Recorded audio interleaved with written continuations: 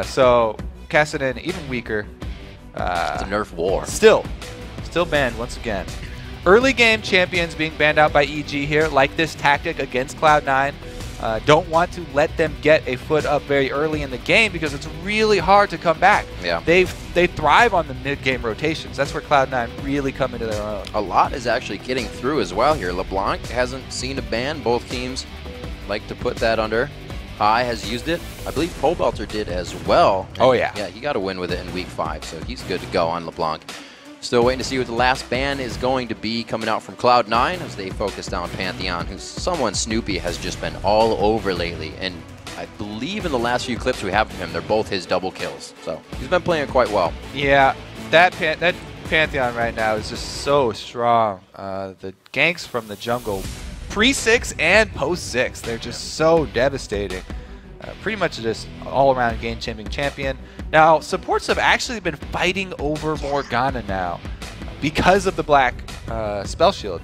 So it really makes Leona a very ineffective pick. And now they're kind of left with like Annie down in the bottom lane, since Lulu is banned out as well as a mid laner.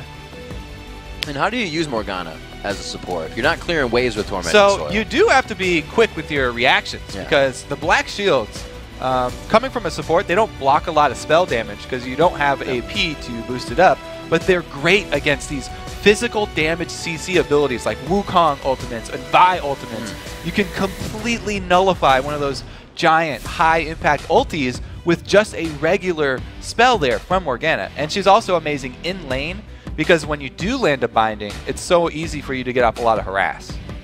That binding, it'll catch you most of the time. Like we said, when people don't see a champion a lot, it catches you off guard, and Dark Binding's range is something that'll do that more often than not. Looking on the other side for Cloud9, Meteos grabbing up Elise. Very happy about that, and it's actually sneaky.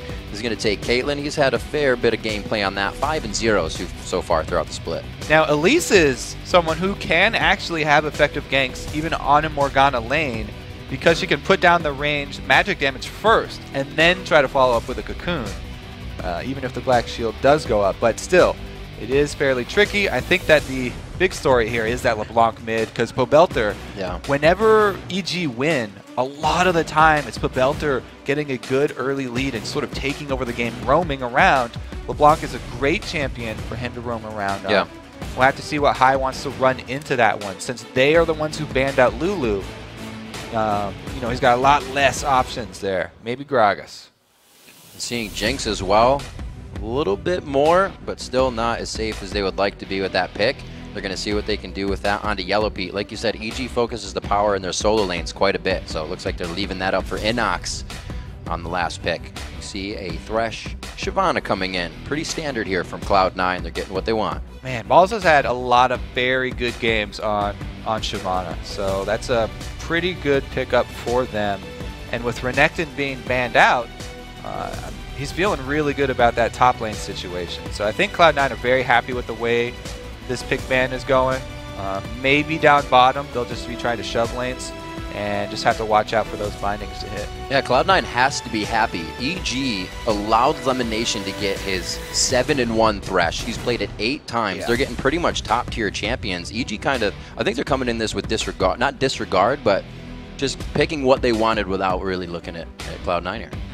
I mean, EG have a solid roster too here. The only thing is the Jinx gonna have a hard time with the Shyvana jumping on her. She has no escapes. So the Trundle pickup, really they're just looking to kill Shyvana when she comes in. Pop that ulti on her and just burn her down. They're just looking to kill whoever is the initiation from Cloud9. Trundle the tank buster, great addition for them. And they got a whole bunch of boosting of the power to their early laning phase. Whenever you pick Evelynn, it kind of makes everyone on the other team play a little bit more passively because they have to be worried about where she is at all times.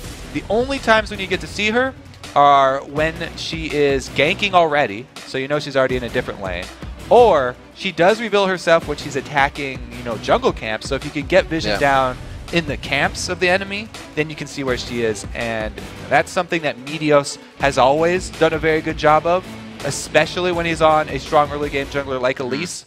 So I expect to see Meteos making frequent early trips into the jungle of EG to try and find where Snoopeh is and lay down some of those wards by camps where they know that she will pop up into regular vision.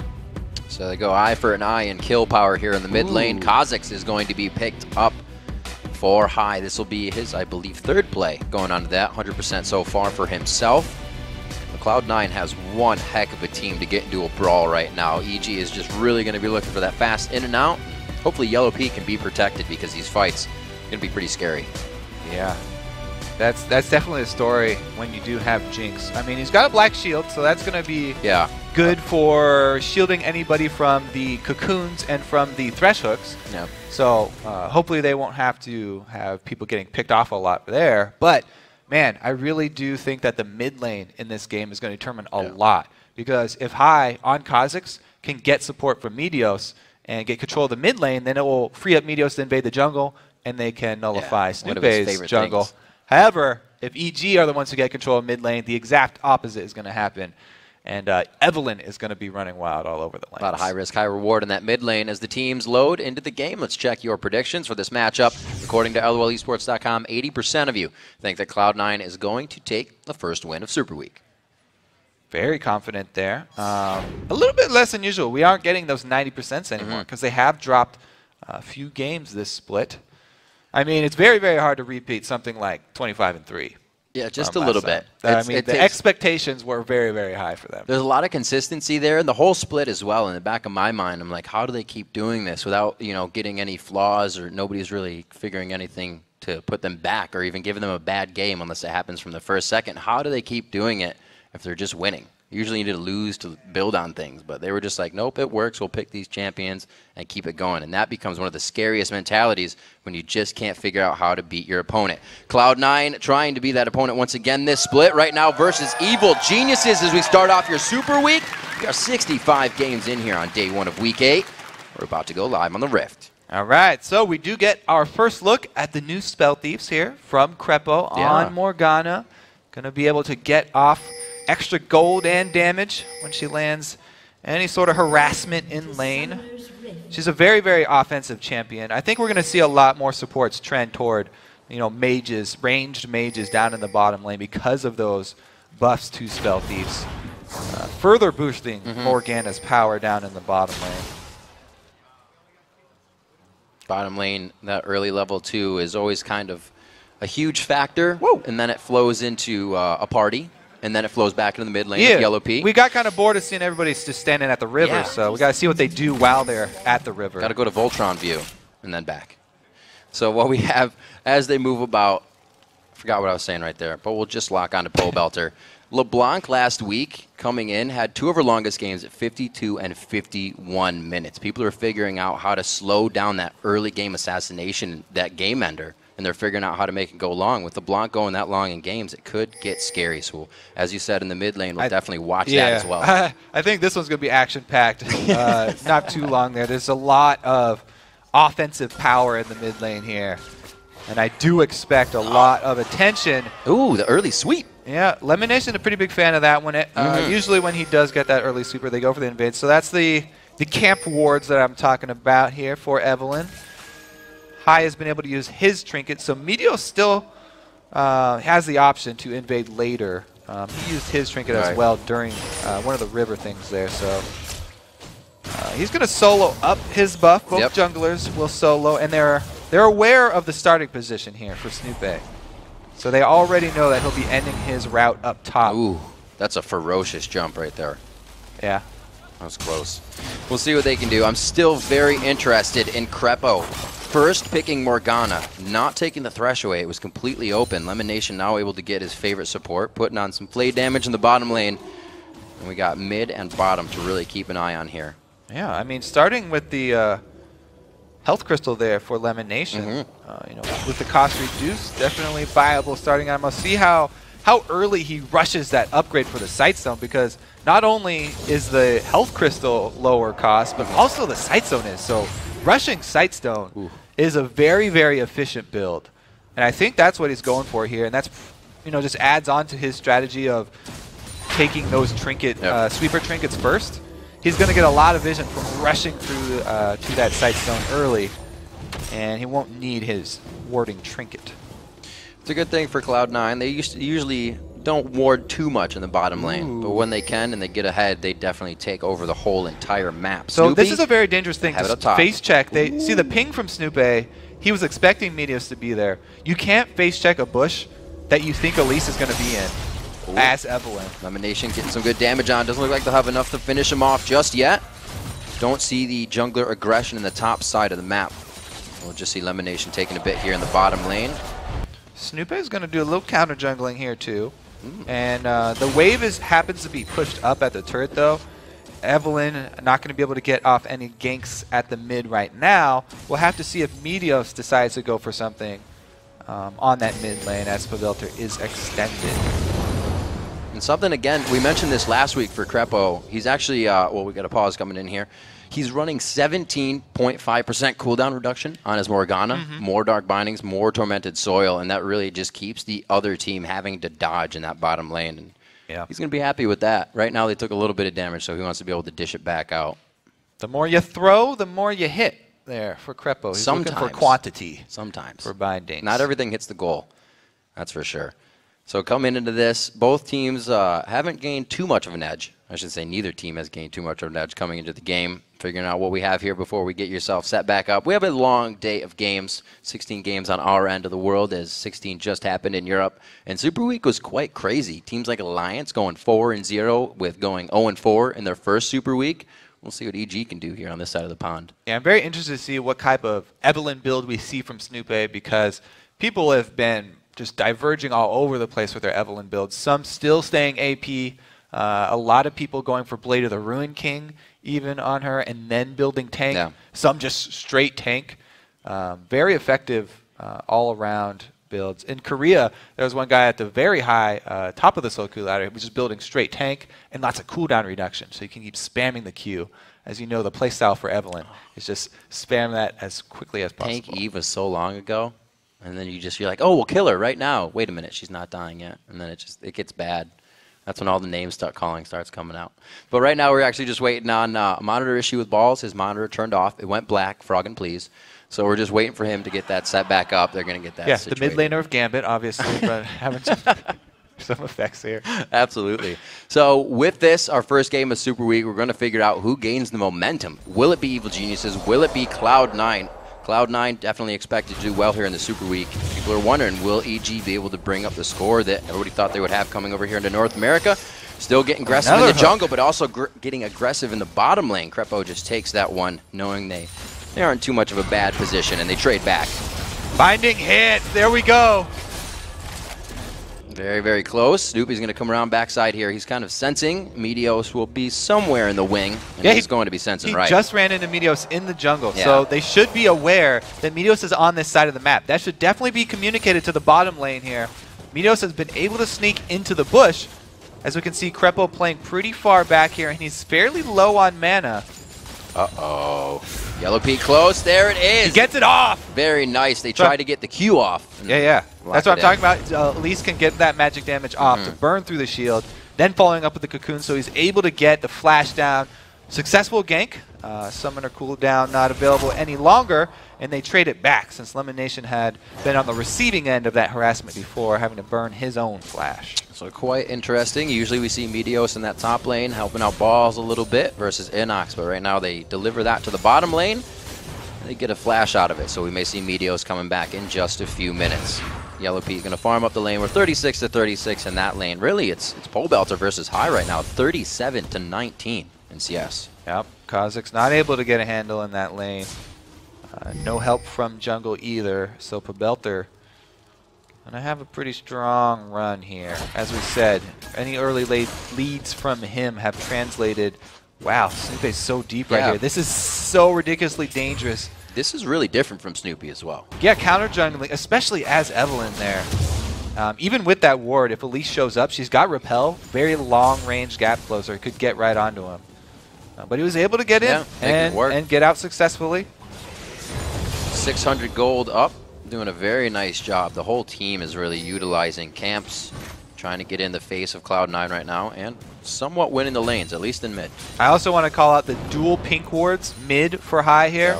Yeah. You know, he had to play more passively. Usually Kha'Zix, there's a threat of him all-inning you and going for that kill, and that's what enables him to get a lot of CS in lane. It's just the threat of you know, jungle gank and stuff like that. But since there's an Evelynn on that team, a lot of that threat is gone, and he's had to play more passive. So Pobelter able to bully the lane. Dual pink wards though, Hai should be feeling a little bit more safe. Krepo with a little troll face smile there to LemonNation as he tries to gain bush control. Meteos trying to work off that flash being down in the bottom lane onto Yellowpete, but he's not going to gain anything here, and he just gets his wolves back in the bottom jungle. So at least that helps. He's not dry for experience there. LemonNation going to look for Snoopeh because they have those deep wards at the camp. They saw where Snoopeh just left from, and they knew he was in the area here. This is all about can he land the hook. It's a hard hook to land. He got it. He can land the hook. Oh my gosh, the roam comes out at level 4, 5, and 6. Cloud9 picking up first blood. That was just a really well-played hook there from LemonNation. That's a hard one to land. Evelynn, let's see, what is he, level 5? He should have his speed boost by then. And LemonNation's able to make it work. Very, very well played from him. Able to get the first blood for his team. Giving it up to Hai means that Hai will have a much easier time in that mid lane. Lemon pretty much just saving that mid lane right there, and they put more wards inside this jungle. Oh, this is going to be close. They do not decide to do it. Meteos would have had to repel in and take that turret damage, then repel out and gets to safety. So good damage still. They are really starting to turn the game around already. Krepo throws it onto him, and Yellowpete almost got hooked there. Yeah, he's taking advantage. That's nice. There we go, the combo. That's nice. That'll work for him a little bit. Sneaky. He's going to take a zap, too. Wow, they gained very good control of the bottom lane. Counter jungling coming in. Meteos hits the cocoon! Snoopeh just gets off the deathbed, and they set him back down. Pobelter trying to get out of this one. He just lost all of his health. Getting it back, loses it again, and they're going to be able to push him out. He's going to have to flash over the... No, he'll be all right. Pillar? Okay. Cocoon does land. Now, in the bottom lane... Getting aggressive. We saw really both supports making pretty big plays here. The binding into... Whoa, he got it. That's going to be enough!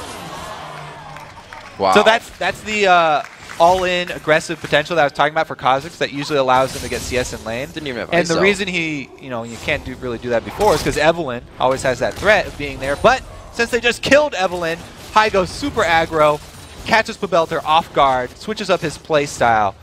Very, very good sign of a top player, knowing when to go extremely aggressive. Another hook from LemonNation, but it's so deep under the turret. Yeah, it's just for the here's and there's. They're saying your base belongs to us right now. And Balls is trying to say that here in the top lane. Level 8 to level 7. InnoX is still going to be able to beat him out there. Subjugate is coming back up, so Balls has to be a little careful in this situation. Yeah, InnoX wants to get his cannon minion wave, and Snoopeh actually does not come up to collapse. So InnoX gets out scot-free. So we did say that Hai was down in mid lane, but he has picked up all 3 kills of the game right now. We'll see if anything can come from this in bottom lane. EG really needs to make something happen. Looks like Pobelter's He just walked by the ward, so they're going to know that he went down there, and Hai can shove this lane in, try and make Pobelter lose out some CS. That sort of desperate roam there from Pobelter after getting killed, not paying off for him. And gains another few more minions for Hai's lead at mid. Now, looking at Hai's build, we see them either go for a Kha'Zix Go Bloodthirster or Tiamat. Why Tiamat this time being so far ahead? A lot of times, the laner Kha'Zix, actually junglers as well, much preferring the Tiamat. You can clear out minions and get that isolation damage a lot easier. Ooh, there it is, the combo. Again, binding into Flame Chompers. Good lockdown from both. We'll see Hai being far ahead. He does have that Tiamat this time around. Snoopeh's deep in enemy territory. Yeah, he doesn't look like he's going to have a good situation here. They leave him. He needs to stop and... Oh, I think he might be going for an execute here. That's such... I think we're good to go. All right. So he is... I don't know why he was that deep, though. But, like, what is he going to gain out of going this deep into the jungle?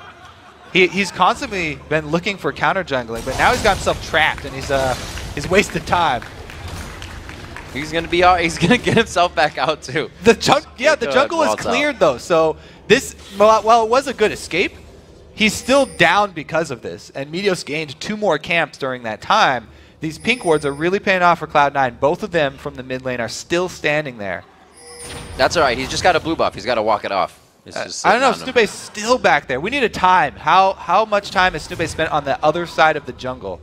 Because he's really getting behind. He's level 6 to level 8 of Meteos. Oh, it's a top lane. It was just a decoy. Balls is coming in for the kill. All right. This game came 4 kills out of nowhere. 1 now for Balls in the top lane, and 11.5 minutes in. Cloud9 was down some 600 gold in the beginning, but these kills have absolutely come out of nowhere. Snoopeh finally back on his own side of the rift, and he's going to be back to helping the team as well. Clearing up red. Hopefully get some ganks here. There's nice shutdown gold to be had on Hai, but Dragon's coming up soon, and EG can be forced into something real bad. Yeah, Dragon is up. I don't think anybody's killed it yet. Not coming up. It definitely is a possibility, though. Right. I like bringing that up because Elise has the ability to kill it very easily, and Kha'Zix on her team makes it that much more of a possibility. They can burn it down very quickly as soon as they get any lead in either top or excuse me, either mid or bottom lane. They can definitely go for that one. Bottom lane now looking to do more invades. You see their wards at the camps on red side have run out, so they need to replenish them. Oh, yep, Snoopeh getting caught out. The hook comes in. Another 3 get the kill and assist on that. Sneaky now 1-0-0 for himself. That's going to be Dragon. They definitely can easily do it now. There's no possibility of a smite steal. However, Krepo could be a hero, maybe land a long-range binding to hit it, and he doesn't even want to try. So we talked about how a lot of the early game was going to determine this one, and it was going to be mid lane and jungle. Mid lane jungle going definitely in Cloud9's favor here. Very hard time for Snoopeh now that he's been caught out several times. Meteos easily going to be able to have full reign of EG's jungle. Meteos level 8 to level 9 there. Pobelter still taking out a huge chunk of damage. Hai a level ahead of Pobelter as well. Snoopeh trying to come in. Can't get no agonies. Embrace to go down. A very nice flash into the Soul Shackle. Sneaky will surely go down here. Can they turn this around on LemonNation? The bottom lane of EG usually not to win the carry, but they're going to have to this game just over the shoulder. So close. Both skill shots just crisscrossing there. Really good dodge from Lemon, but man, this is the combo that EG have really found some power in. The binding into Flame Chomper over and over again. Every time we take a look at bottom lane, that's what's happening. And this is the only lane for EG that's winning. This is their hope right now. All their hopes are on this end game Jinx. So Cloud9 probably turning their sights towards that Jinx to try and keep her down. Because there's always a hope for the end game for EG. If Yellowpete can get very fed on Jinx, she's definitely a hyper carry towards that late game. Now, is it still acceptable if she goes even with Sneaky the whole time on Caitlyn? Yeah, I mean, going towards the late game, it should be okay. If the rest of your team's losing like that, it's not going to be enough. Because they need somebody to really carry them out of this pit. It's going to be hard. But, you know, Snoopeh on Evelynn always has the possibility of turning something around with a gank. Finally, the last 2 hits of this pink ward, they can get it. Takes 2, almost 3. Becomes a crowd here as Pobelter joins into the help, and looks like they are going to get a nice dive on Sneaky in the bottom lane if everybody follows through here after blue buff. Or counter jungling here because Meteos is showing up top. They try to take something down bottom. I like the call from EG. Good communication. Take away the blue buff in exchange for that top. InnoX, they just don't want to let their blue buff be countered as well. So he's trying to get this before Meteos comes down there. Can't get it in time though. What he can. Looks like they're going to trade back and forth. Hai getting mid lane as well, so they begin to open up the map. Not going to be as easy now for EG to get themselves back in this game. They can't really force any fights being so far behind. They get some gold back in the bottom lane, and you see just how much damage that Hai can do. Great coverage on the warding allows him to get mid lane as well, possibly. Yeah, it's going to be really hard for EG to come back now. Everybody getting bullied around. This top lane, though, they are calling the top lane over, trying to collapse on mid. Can they get the 3 versus 5? They're not really collapsing at the same time here. They would definitely need a binding from Krepo to hit and keep Hai there as long as possible. Oh, they got one. Going in for the fight. I think they found a little bit more they could bite off on this one. Meteos gets the flash out into the brush. They go for the hook from Lemon, and it looks like they still may want the fight. InnoX throws up the pillar. And on the other side, we do see the Hai taking quite a bit of damage, down to about 550 HP, but they are safe. Pretty chaotic fight. There's a few ultimates used out there by EG for nothing. Yeah, EG trying to pull a little pincer there. That was their opportunity to get back in this game. If they 5 vs 3 and actually were able to burst down Hai, but it's hard for them to collapse like that at the same time. Not quite coordinated perfectly to get that 5-man team there all at the same time, and by the time that Cloud9's bottom lane gets there, they can't fight it anymore. Anytime there's an even numbers fight, EG does not want to take it. And talking about uneven numbers, we see balls there, and now InnoX 12 to 10 are the levels of that lane, 158 to 120 in CS. Granted, this is InnoX's first time on Trundle this game, so he's trying to do what he can for the team on that pick. Balls is Shyvana though. That is his 6-1, 7 plays on Shyvana, and he has not really been touched this game, so he's already going to be a beast. That's another factor that EG has to think about going to late game. And now that Hai, you know, he's got so much damage and the Hydra completed, he can easily clear his wave and start roaming around. So it's only going to get worse for the other lanes of EG here. And he definitely wants to keep that bottom lane Jinx down, because that's the one spot where they could rely on and hope to get back in. And they're keeping a huge, I'm not going to say huge line, but just a line of pink wards. 3 right there in the top, and 1 just under Hai leaving the river behind him. So they are making sure that Snoopeh has no entry across the river into any part of the jungle. He's going to have to walk into the fight with the team. Yeah, Cloud9's strategy coming into this was, all right, Evelynn, we're just going to completely ward up her red side jungle. Yeah. Because that's where we feel most of the ganks are going to come from. That's where most of her position will be. And they were able to get it right. And the counter jungling that followed up really got Snoopeh behind. Top lane didn't have to actually worry about the Evelynn ganks, because they always knew where she was, and Balls was able to pressure in that Trundle.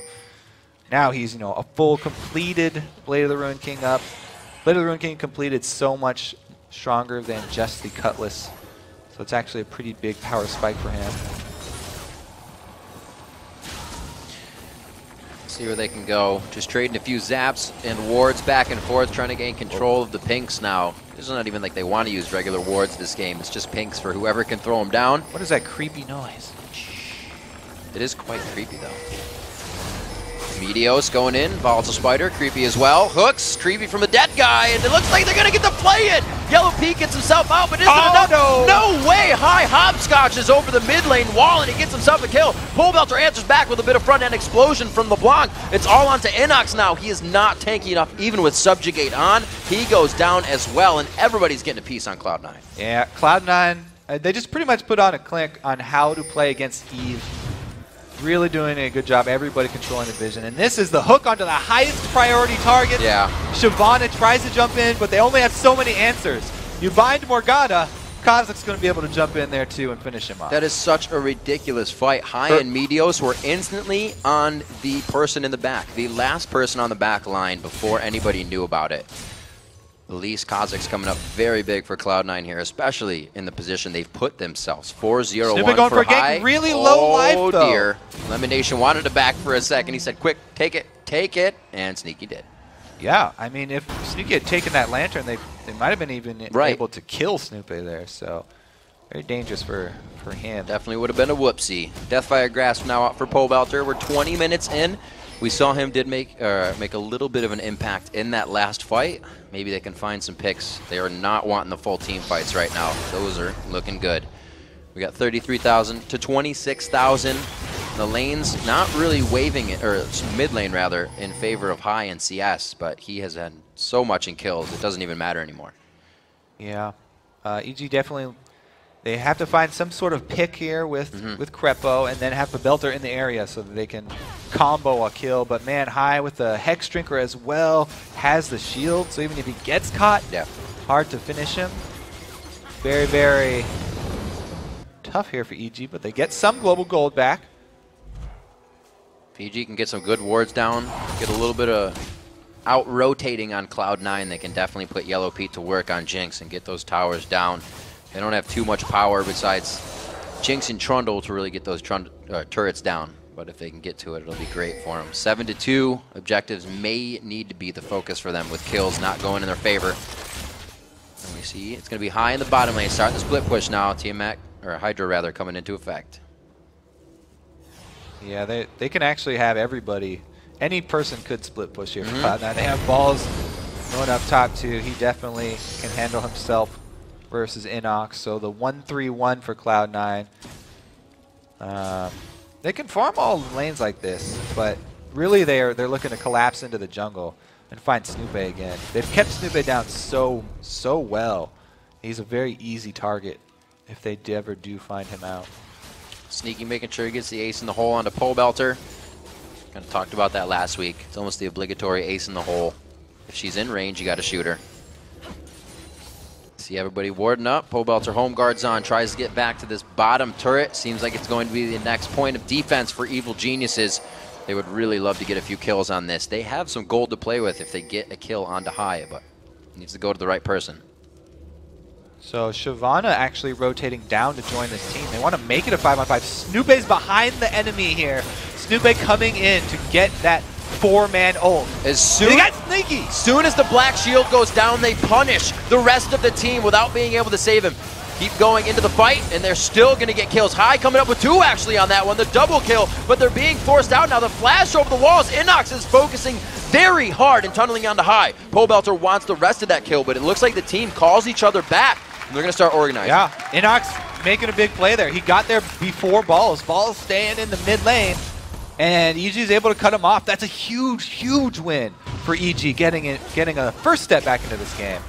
All right, so there everything got used on Krepo. Pobelter getting sneaky solo. He uses the full combo, and then Snoopeh has to die for the kill. Yeah. So it ends up 3 versus 3, but here's the turn. When InnoX comes in, they have to have everybody on Cloud9 flash away. And LemonNation sacrifices himself here, but he allows Hai to get out. Good rotation down there from InnoX. You see how quickly Cloud9 assesses the fight after seeing InnoX and after saying, I think we tried a little too much to get just Black Shield off. Yeah, well, if it wasn't for the rotation from InnoX, they would have come out ahead on that because Hai jumped back in on Krepo, and they were up in numbers. Good movement. InnoX still coming into play very big for the team, being so far down in his lane. That's Trundle. He's going to be stealing your stats anyways. Sunfire Cape fixed up onto him. Cutlass is finished, going to the Blade of the Rune King. Still has a dagger and a bit more to work with. 24 minutes on the clock. That gold lead is still going up in favor of Cloud9 despite the back and forths here. The EG is starting to get a little favor in. 1 minute and 20 seconds on the Dragon, and Cloud9 is looking to make that completely theirs by catching EG off guard anywhere they can. Good guy, Yellowpete. All right, so our AD carry will take the hit for our AP carry because he's got lifesteal. That's not the optimal choice, but definitely one they're going to go with here because he can steal back up. Yellowpete won't be jumping in and out. It's basically EG are looking for the exact same thing. Pobelter on a free all-in for Sneaky. If he can get a full combo off on Sneaky again, that's pretty much the best case scenario for Evil Genius.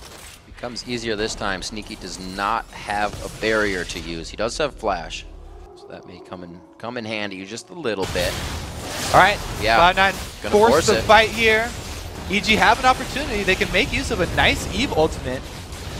He's got vision. He goes for it. Oh my gosh! Snoopeh comes in with the steal. He throws down Agony's Embrace on the team. InnoX wanted to go in. They said, yeah, we got Baron, but they said, no, we don't want the fight. Great job on that. Cloud9 cleans up 2 kills, but EG coming up with some big gold there. That was a hero smite from Snoopeh because he's smiting against Elise, one of the hardest champions in the game to smite against. Meteos not comboing his bite with his smite effectively right there, and EG able to stall this one a little bit. Now the Dragon at this point is worth a substantial amount of gold as well, so not top yet, but it's up there. It's definitely a good consolation prize for Cloud9, and Meteos is able to land the smite. So they lost Baron on InnoX and Snoopeh. You got it on your carries. It's going to be quite helpful. Krepo. Oh, no, you don't lose it either. Oh, no. They are hunting right now for Baron treats. There's a Baron treat right there. Hai gets one for himself, and they're going to want some more. Even their own jungle is not safe. Look at the ward coverage. It's ridiculously in Cloud9's favor. So EG, even with the Baron buff, having a hard time turtling. It's almost like Cloud9 is activated. We need to find them faster. They were all right with them being semi-powerful, but now that they have a little bit of Baron, they want them dead instantly. They're going to win the fights pretty fast, too, especially with the power they bring to the table. The last Whisper's been finished onto Hai. We already got resistances after the Golem Spirit being built up on Meteos. He's been throwing himself into these fights to initiate with balls. They're on top of the game right now. Cloud9, very Cloud9-esque. And Hai actually isn't really worried as much about the Pobelter harass there because he's got Merc Treads on top of his Hex Drinker. Yeah. Decent amount of magic resist. It's really mostly what he's worried about, so not too bad a situation for him. Looking at Krepo's build, he goes straight for pretty much ability power all day after the Sightstone. Azanya's there, but Chaos Crucible finished off for LemonNation. Hopefully he can get Sneaky a little bit of HP, a little bit of safety from Pobelter if he gets an eye line on him. Meteos as well for LemonNation. Yeah. And he's still working on the upgrade for Talisman. They do want the speed boost eventually. Bunch of Banshees in the works as well. Whenever you play against LeBlanc, pretty much the go-to item. One's finished up for Meteos. 27 minutes into this, Cloud9 pretty much reorganizing, getting all the lanes pushed before they want to get down. Some final pressure here on Evil Geniuses. Super Week begins. Cloud9 looking very strong here coming into the week. We hear a lot of teams. It's different. Yeah, games are still a best of one, but their days are a little bit longer. You're playing more than one game, and you got to consider, you know, which is the harder game of the day. Sometimes we call them the trap games, and teams can get caught. Yeah, Cloud9 definitely playing a little more cautious after that Baron steal. Snoopeh bought his team some time with that one, but oh no, he might be giving it away here. So close. If he only knew. The cat and mouse game with the vision of Evelyn right now. Snoopeh gets himself not in a great spot to initiate with the team if they were going on anything. It looks like they're just going to stave off the aggression here. Snoopeh going to try to clear some wards and place some wards if he can, knowing that everything on the plate right now can help them. All right, so the sweeper that's upgraded is Lemon's. So Lemon will be able to have the oracles try and see Snoopeh if he does come around the side. And they also are placing several pink wards. So if Snoopeh roams into the wrong spot, they can actually catch him out again. But he's constantly looking for counter jungling here. Cloud9 looking to shove up again. Snoopeh will come in the rear. This is pretty much going to be his chance for the rear engage. Try and get off a good shield. Oh man. They don't have flash for the Soul Shackle. That's going to be a walk into this fight. Pobelter over the wall. The turret goes down. They're not even in their base for the fight. They don't have the turret. Whoa! A huge explosion of damage.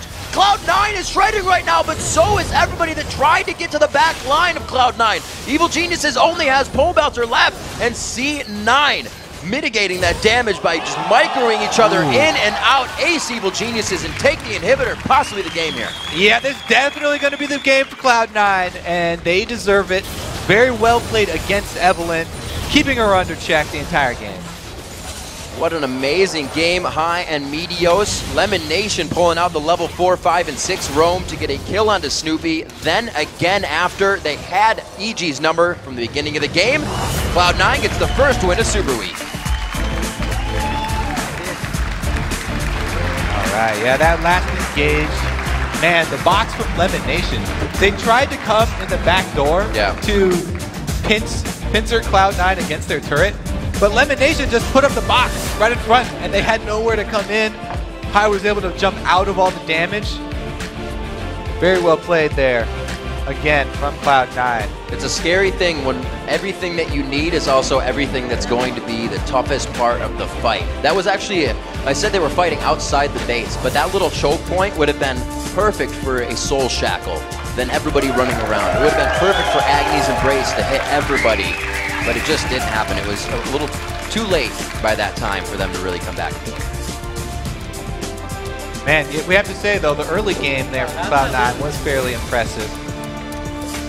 It was. Snoopeh tried to get as much counter jungling as he could in. He was at the Wraiths all the time. They had a 700 gold lead in the beginning of the game just because of the Pobelter CS in mid over Hai, and then Snoopeh continuously counter jungling. And he saw Meteos. He was doing the right paths. This is one of the games when we saw that Meteos wasn't being the one to counter jungle. He was actually waiting for Snoopeh to over counter, and then he would find him. Yeah, just getting those wards inside Snoopeh's jungle. Yeah. After they got that early lead. I mean, it was all because of LemonNation's early roam. Yeah, they got the vision. Snoopeh was in the area, and he landed that long hook there. Yep. Able to get Hai back in the game. Able to get Meteos a lot of map control. I think that was definitely the turning point there. Some good hooks to start and end the game for them. We said LemonNation getting Thresh was kind of a crazy pick. It came in third, on, 8-1 third now? On their side, 8-1 on Thresh now. Yes, I believe that is the stat. 9 plays for himself. Glorious beard as well. We were afraid he cut that off, but he keeps it. He keeps it as well as a nice Thresh stat, and the Morgana pick has been coming out a lot more. We see the potential of it. So the bottom lane for EG showed up really big.